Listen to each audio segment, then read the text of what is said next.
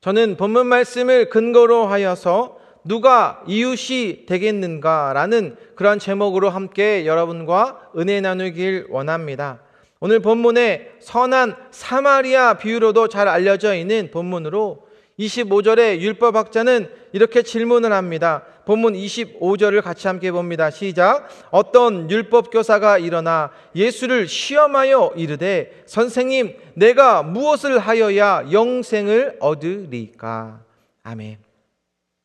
한 율법학자가 자신 있게 일어나서 예수님을 시험하기 위하여서 질문을 하게 되는데, 왜냐하면 이 율법교사는 자기 자신이 율법의 스승이었고 청년 예수는 율법에 대해서 초보라고 생각했었기 때문에 일종의 테스트를 하면서 그의 질문에 선생님, 제가 무엇을 해야 영생을 얻을 수 있겠습니까?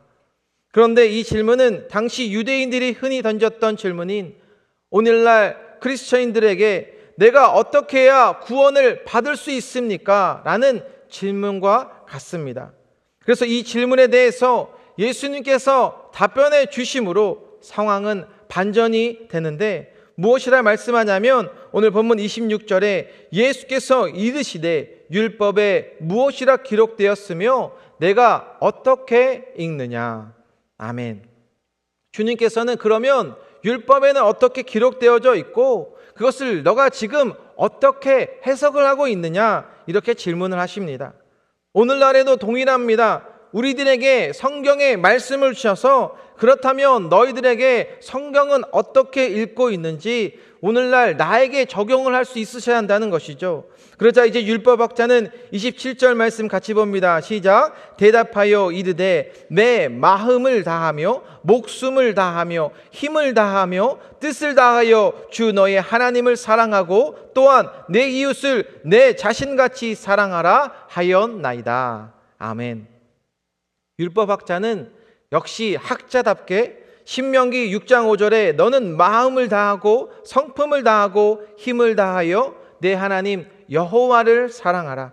레위기 19장 18절에 원수를 갚지 말며 동포를 원망하지 말며 이웃 사랑하기를 내 몸같이 하라. 나는 여호와니라. 아멘.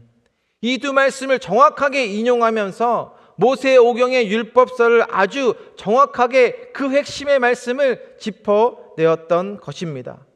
위로는 하나님의 사랑, 아래로는 이 수평적인 이웃사랑에 대해서 잘 제시한 그러한 대답이었던 것이죠.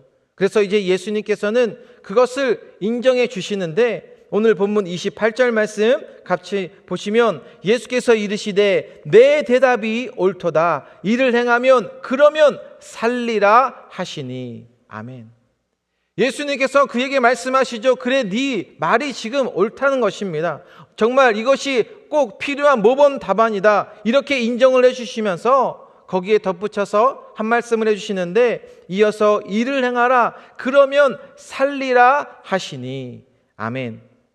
무슨 말씀이었냐면 그래, 네가 정답을 잘 알고 있기는 한데 그러면 너는 정답대로 너의 인생을 살아가고 있느냐? 그 말씀을 그에게 해주고 있다는 것입니다. 사랑하는 여러분, 하나님만 사랑하는 것이 아니라 우리 주변의 이웃들을 내가 어떻게 사랑하고 교회 와서도요, 내가 친한 분들만 잘 어울리고 있지는 않는지 모르고 있는 그러한 분들에게도 똑같은 그런 이웃사랑 실천에 대해서 여러분 스스로에게 어떻게 하고 있는지를 묻고 계신다라는 것입니다. 왜냐하면 이 율법학자에게 사랑은 그저 교리였을 뿐이지 신앙 고백도 아니었고 삶의 실천이 아니었기 때문이라는 것입니다.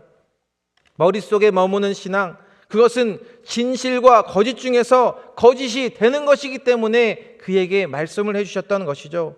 그래서 주님께서는 로마서 12장 1절에 그러므로 형제들아 내가 하나님의 모든 자비하심으로 너희를 권하노니 너희 몸을 하나님이 기뻐하시는 거룩한 산 제물로 드리라. 이는 너희가 드릴 영적 예배니라. 아멘. 하나님께서 여러분을 사랑하심을 믿으신다면 그 다음부터는 우리의 삶에 주님께 어떻게 드려져야 하는지, 어떻게 삶으로 실천해야 하는지 성경은 우리에게 명령형으로 말씀합니다. 세월을 아끼라라고 말씀하고 있고요. 또한 우리들에게 술 취하지 말라, 술 취하라고 되어 있습니까? 술 취하지 말라라고 되어 있습니까? 술 취하지 말라, 또한 성령으로 충만하라, 전부 우리에게 명령형으로 말씀해 주고 있다는 것입니다. 그러니까 지금 예수님께서는 율법학자에게 너는 정답을 잘 알고 있는 것 같지만 그것은 너의 그저 교리일 뿐이었었지, 그것을 너의 실제 삶의 언어로, 믿음의 언어로 고백하지 못하고 있음을 일깨워 주고 있는 것이죠. 이제 율법학자는 그 잘못에 지적해 주셨을 때 아멘하고 순종하면 되는데 그렇지 못한 인간의 연약한 모습 또한 보게 됩니다. 그래서 예수님께서 무슨 말씀하냐면 너의 삶은 그동안의 삶이 헛것이라는 것입니다. 너의 삶은 패스가 아니라 낙제가 되어짐을 말씀해 주고 있는 것이죠. 그러자 율법학자는 조금 더 자신이 옳은 것을 증명하려고 듭니다. 본문 29절 말씀 보시면 그 사람이 자기를 옳게 보이려고 예수께 여짜오되 그러면 내 이웃이 누구니이까? 아멘. 예수님에게 그러면 내 이웃이 누구입니까? 주님께서요 이웃 사랑을 실천하라 그렇게 말씀해 주셨는데 그러면 한번 이제는 나에 대한 이웃을 주님께서 한번 정해 보십시오. 얼마나 교만한 모습을 보여지고 있습니까? 그래서 주님께서는 바로 선한 사마리아의 비유로 대답을 해주십니다. 오늘 보면 30절 말씀 같이 봅니다. 시작. 예수께서 대답하여 이르시되 어떤 사람이 예루살렘에서 여리고로 내려가다가 강도를 만남에 강도들이 그 옷을 벗기고 때려 거의 죽은 것을 버리고 갔더라. 아멘. 어떤 비유였냐면 한 사람이 길을 가고 있었는데 위험하고 험한 그런 지형에서 강도를 만나 돈이고 물건이고 다 빼앗긴 정도가 아니라 강도들이 이 사람의 옷까지 벗겨서 거의 반 죽게 된 사람에게 때마침 그 옆에 첫 번째는 한 제사장이 지나가는 것을 말씀하십니다. 본문 31절도 보시면 마침 한 제사장이 그 길로 내려가다가 그를 보고 피하여 지나가고, 바로 이러한 모습이 나의 모습이 될 수도 있다는 것입니다.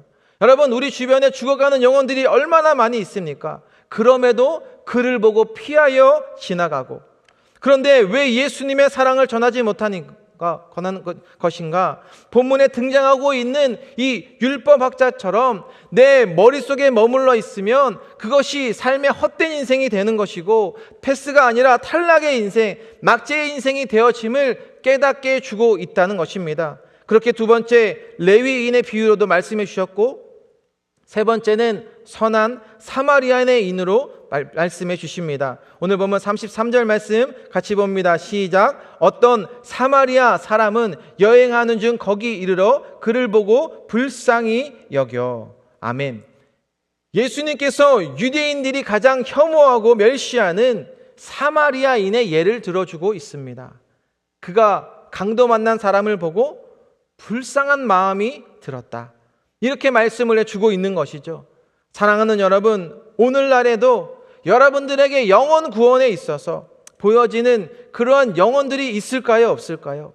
있어도 우리에게 너무나도 많이 있기 때문에 첫 번째 제사장처럼, 두 번째 레위인처럼 그냥 지나가는, 나에게 주신 기회를 꽉 붙잡지 못하고 놓쳐버리는 불쌍한 인생이 아니라, 헌신의 생명의 기회를 날려버리는 것이 아니라, 오늘도 나에게 생명 주셨고 나에게 기회가 주어졌을 때 오늘 본문에 말씀해 주고 있는 이 사마리아인처럼 본문 34절 말씀 보시면 가까이 가서 기름과 포도주를 그 상처에 붓고 싸매고 자기 짐승에 태워 주막으로 데리고 가서 돌보아 주니라.